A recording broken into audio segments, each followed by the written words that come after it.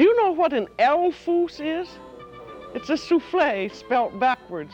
Well, backwards or forwards, you won't want to miss this chocolate souffle that we're doing next time on The French Chef.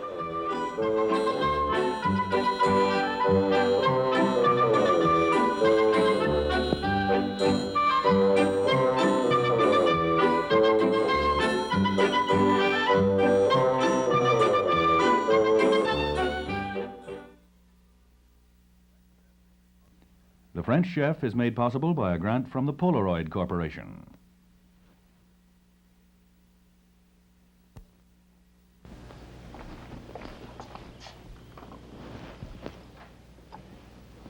This is a maximum security oven. It's not to be opened for 25 minutes or everybody will be court-martialed. There's a souffle in it. We're doing chocolate souffle today on The French Chef.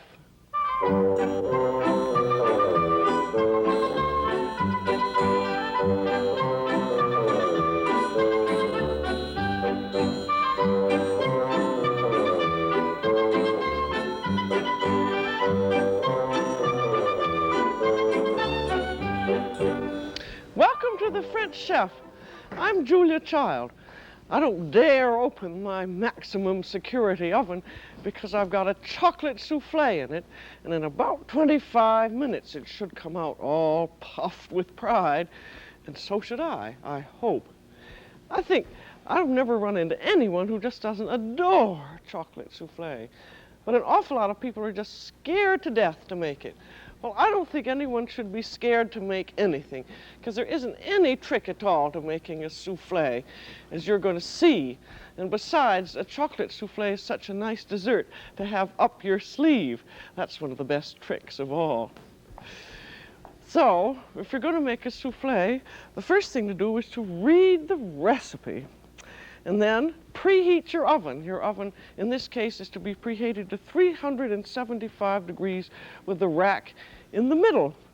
And then get out all the ingredients you want in your pots and pans so you can go right to it. And the first item on our agenda is melting chocolate. And for that, we want to have it melted in some coffee, because that gives a nice mocha flavor. We want 3 tablespoons of strong coffee. So I'm going to use 3 tablespoons of instant coffee and melt it in 3 tablespoons of boiling water. 1, 2, 3. And then set it over heat a little bit so it's absolutely thoroughly dissolved. And then we're ready to melt our chocolate. And you have to be very careful when you're melting chocolate, because if it's overheated, it will turn sort of dark and granular. And perfectly melted chocolate should be a lovely, smooth velvet. And so I think the best system to do is to have whatever you're melting your chocolate in, and set that in a pan of very hot water, and then take the water off heat, and then put the chocolate in. I should have put this so fast in. I'm using these semi-sweet chocolate bits, which I like very much because they melt so easily. We want 6 ounces. That would be 6 ounces or squares of semi-sweet chocolate, or 1 cup of the semi-sweet chocolate bits. And then they're in the pan and the water is hot, and then just stir them around for a moment. And then let the pan sit off heat, and when you come back to use your chocolate, it'll be already melted. You see that's already started in. And if by any chance you've overheated your chocolate and it becomes stiff and black, you can sometimes bring it back by beating in a tablespoon of warm water. But if it's really gotten hard and granular, you really have to throw it out, because it won't usually soften again. So just remember to melt your chocolate over very low heat, and then you won't have any trouble. And so now, after you have your chocolate melted, you want to prepare the dish that your souffle is to bake in. And in France, a souffle dish is called a mold, so we will be French and call it a mold. And this is a French souffle dish or mold, which is called a charlotte, which is made out of fairly heavy tinned metal. And this one is 6 inches in the diameter in the bottom and 7 inches at the top, and it's about 4 inches high, which gives a very nice drama. And this charlotte mold is a very nice thing to have because you can do all kinds of things in it besides souffle, but you have to get them either in France or at an import shop. So I'm not going to use my favorite charlotte. I'm going to use an American oven-proof, flame-proof casserole, which is very nice. This is a 1 3/4 quart or 7-cup casserole, and it's about 6.5 to 7 inches in diameter here, and it's about 3.5 inches high. So we'll use this. This is a very good baking dish. And you have to butter it. This is the French method of doing things. In some other recipes, you'll find that they say don't butter it, but we're doing everything in exactly the French way because I know it works. And then that's thoroughly buttered on the inside, and then you want a little bit of cake flour or cornstarch, and then that is to be turned all around, and then we knock out the excess, but you want to be sure that you have cornstarch or whatever or cake flour lining all of it. And then I'm going to dump that out and then bang it so that we don't have any excess. And then the recipe we're going to do is one that'll serve 6 to 8 people, and it should really cook in a 2-quart mold. But this is 1 3/4 quarts, and so we can make it larger by putting a collar onto it. And for this, take some aluminum foil. We want a great big piece. There. That will encircle the mold.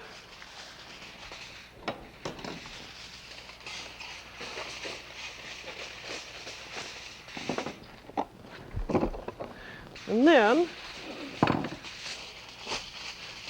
double it. In other words, make a long strip out of it. That's about 6 inches high. And then this, again, must be buttered, because this is going to go around the mold. Then the souffle will come up inside the collar, and you have to butter it so that when the souffle is done, you can take the collar off. There, that's all buttered. And now we set it around the mold. You notice this mold has little ears on it, so we have to make some ear holes. So just make a little depression in the aluminum foil and then cut the ear holes.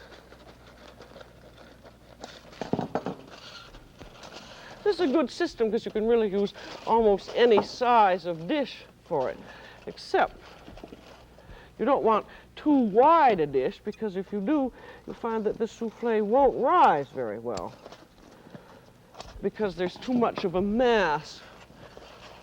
Now we have the ear holes, and we bring this around and then pin it in place. You can tie it, but I think pinning is easier. This is just a plain, ordinary, common pin, and be sure to pin it a bit below and have the head on the bottom, because it'll be much easier to take out. If you have the head on the top, you may disturb the souffle.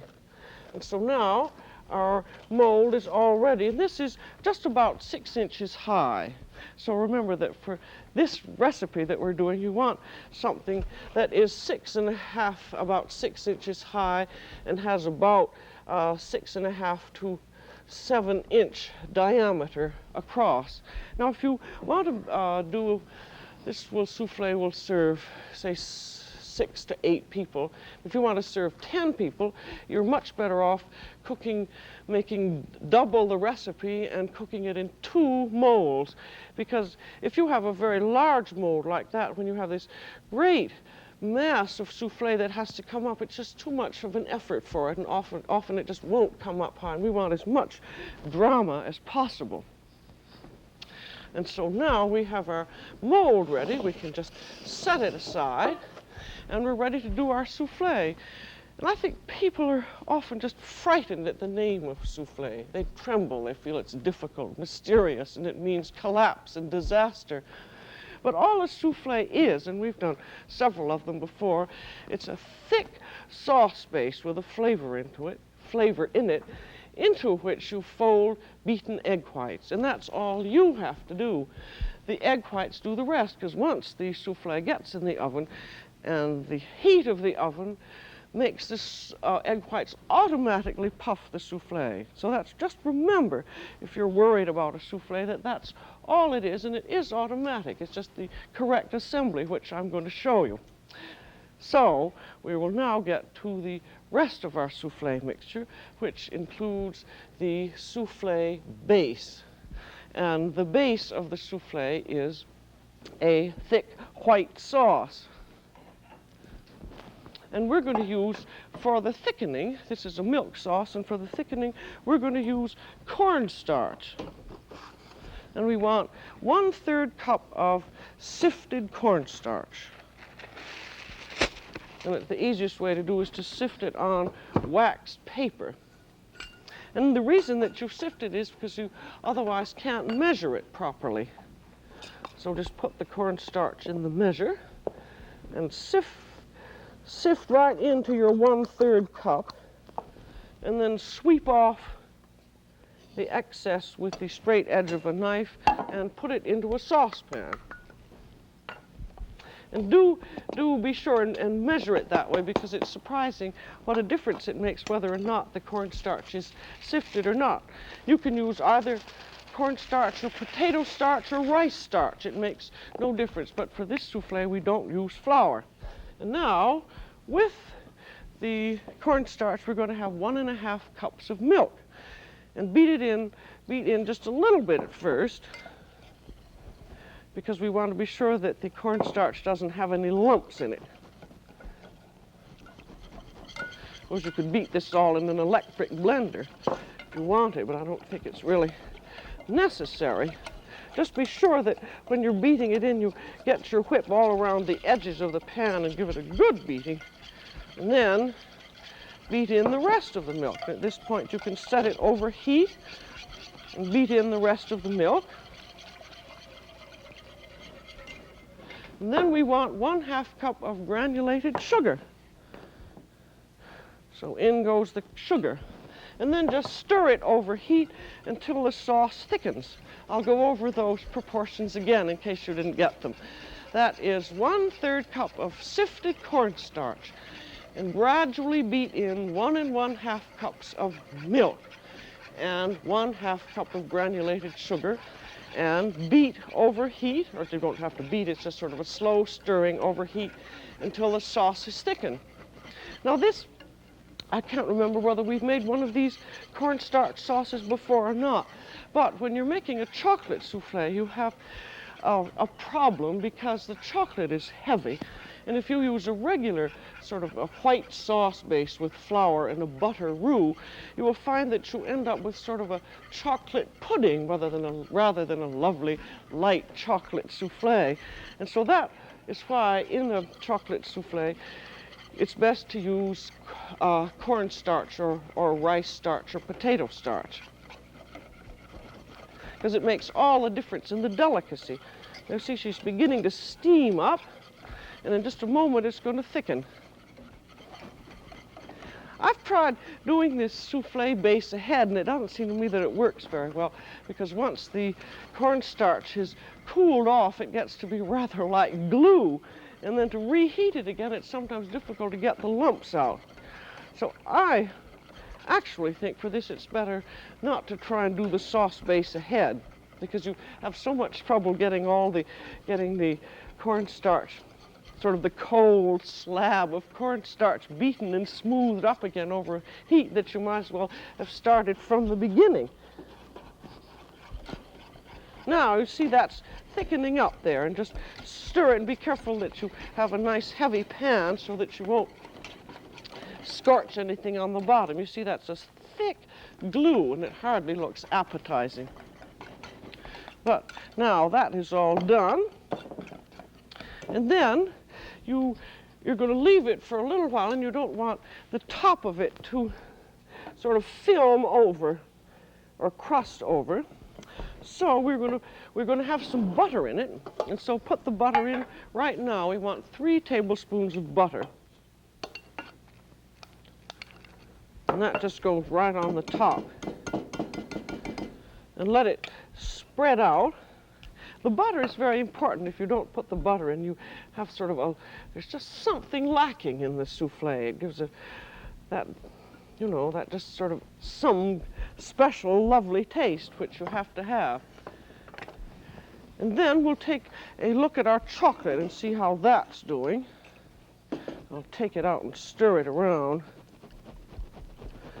See, that's coming up very nicely, and it's really very easy to melt it this way because it's really all melted by the time you come back to it. So the chocolate is melted, and our souffle base is done, so we're now ready to go on to the rest of the souffle. So this all now has to go into a bowl because this saucepan really isn't big enough to do the rest of the mixing. So in goes your sauce and butter, and then in goes your melted chocolate.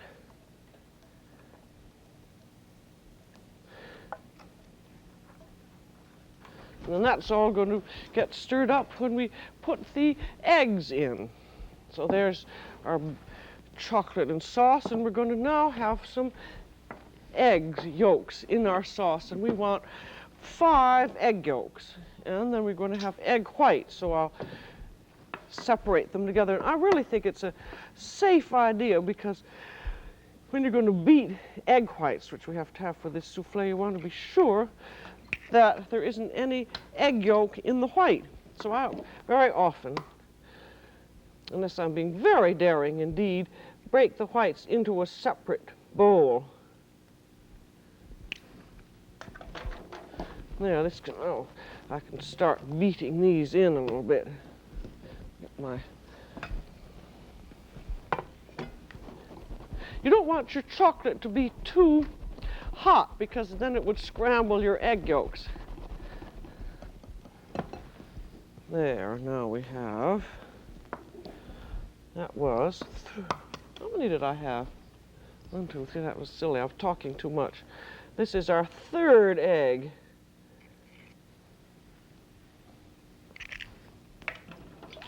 Trouble very often if you're breaking eggs, you can put the wrong thing into the wrong dish. Now that's 4, and here is our 5th and final egg.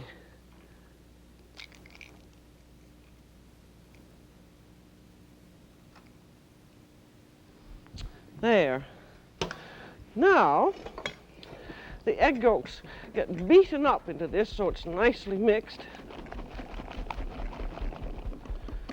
And then we're ready to beat the egg whites. And we want to have 7 egg whites. We had 5 yolks in the chocolate mixture, and we want 7 egg whites. We have 5 in here now. And you can freeze egg whites perfectly well and thaw them out, and 2 egg whites would be 1/4 cup. So just measure out 1/4 cup, and now we have 7 egg whites. I'm going to beat these by hand just because I like to. You could perfectly well beat them in a machine. I have an unlined copper bowl and a large balloon whip. Let's see, I have still a little egg white there. And so this would be the same as to whether you were beating them by hand or machine. And we have 2 extra egg whites in here just to make the souffle lighter and rise higher. So whether you're beating by hand or machine, you start out rather slowly at first until the eggs are broken up. And then if you're beating by machine, you would put in for this amount a full 1/4 teaspoon of cream of tartar. And that keeps the eggs standing up and stiffly beaten after you've beaten them. With the copper bowl, you don't need to have any cream of tartar, but you always want a little bit of salt. That's about 1/8 of a teaspoon of salt. Then start beating.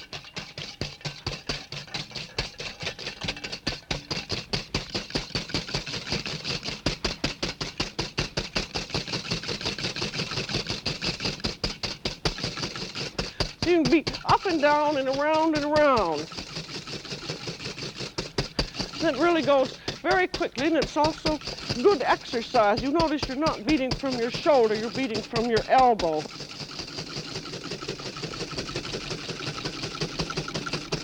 The idea is to beat just as much air into the egg whites as possible. And now when they form soft peaks, to make them even a little stiffer, you'd beat in a bit of sugar. Beat in about a tablespoon and a half of sugar, and that just stiffens them up a little bit more.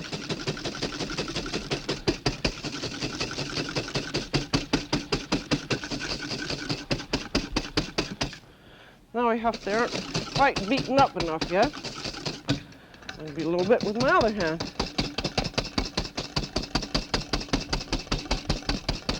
These have to form stiff peaks. See, this is correct now. See, they hold in the beater and they make those little peaks. So now they're ready to be folded into the soufflé mixture. And you want to take a quarter of the egg whites and frankly beat them into your chocolate base. And this is to make the chocolate base a little bit lighter. You do this almost always when you're using egg whites. Because if you don't lighten your base, particularly when it's chocolate, it'll be so stiff that you'll deflate the egg whites. And then put all the rest of the egg whites on top. You see these, when they're properly beaten, they have this lovely creamy look. And then we have the folding. Now this is the two most important parts of the soufflé. One, that you beat the egg whites properly so they form these lovely velvety peaks. And two, that you fold them in properly. You use a rubber spatula and you come right down on top and then to the edge of the bowl and around.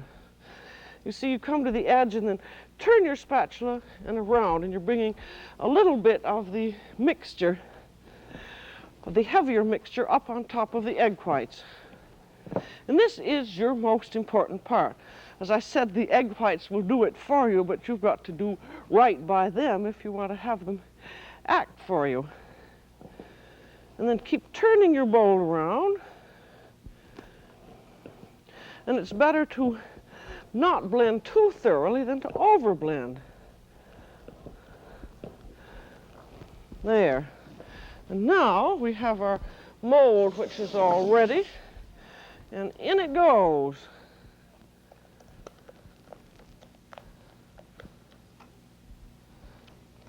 As you see, with this is now really filled the mold, so you just have to have that little color there. And then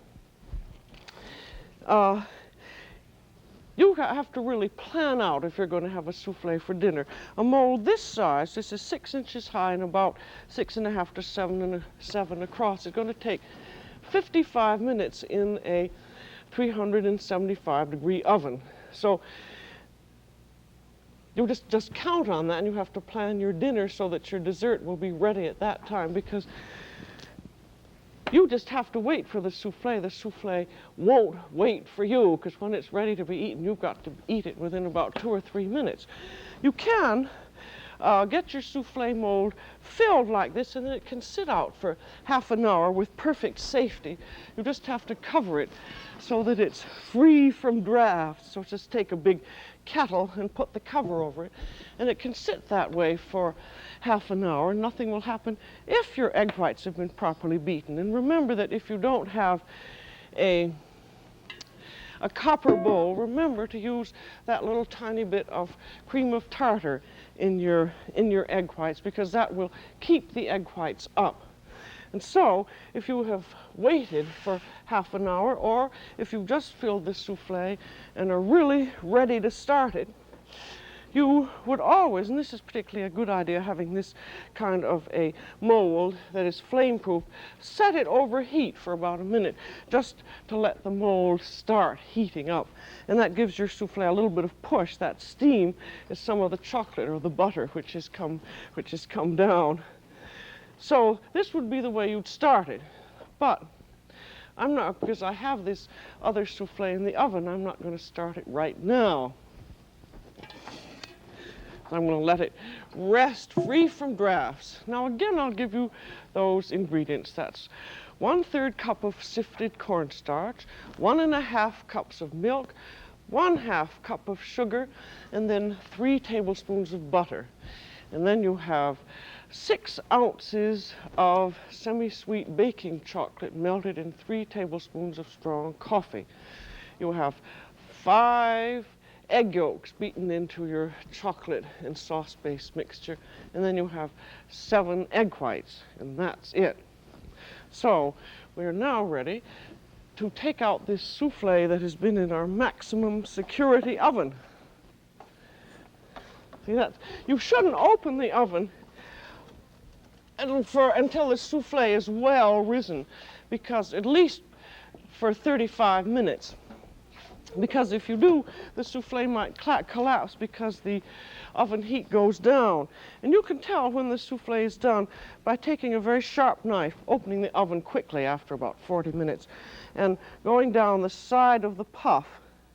And if it comes out clean, your souffle is done. And this is very important because, particularly with a color like this, if your souffle isn't done enough, it's not going to support the collar. Now here's our pin. As you remember, we had the head down, and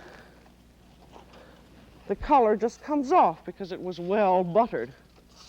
Now supposing you have to serve the souffle, and you can see when you're taking the collar off that it's going to begin to collapse. Well, don't you collapse. Just have a napkin ready, and if that happens, just take the napkin and fold it around, collar and all, and take it right into the dining room. And so now this is all ready. And so you can see it's beginning to sink very slightly. So you just want to hurry into the dining room, gliding softly so as not to disturb it. Well, here I am gliding softly into place. And we will now serve the souffle. And there's a trick to serving it. Remember this. Take your spoon and fork back to back and go plick into the center, separating it. If you went down too fast, if you didn't separate it like this, it would collapse and not look well as you were serving it. And there you are. That looks simply lovely. And with this, I think it's very nice to serve a little bit of lightly whipped cream. You'll find that you'll probably need it. So I'll serve another one. See, this will very nicely serve 6, but very often you'll find that it really is only enough for 4 because everyone likes to eat it so much. So there we are with the souffle and the whipped cream. And with this menu, souffle at the end, you could serve coquille Saint-Jacques. Those would be scallops baked in their shells in a lovely white wine sauce. And then you could follow that with broiled chicken, plain or saucy. And you could have fresh green peas done the French way and serve a rosé or a red wine. So let's take a look at this terrifying monster, this mystery souffle. And what is it, after all? Well, it's melted chocolate. We've done that before. It's white sauce. We've done that. As a matter of fact, I have news for you. You've known how to make a chocolate souffle all along. So that's all for today on The French Chef. This is Julia Child. Bon appétit.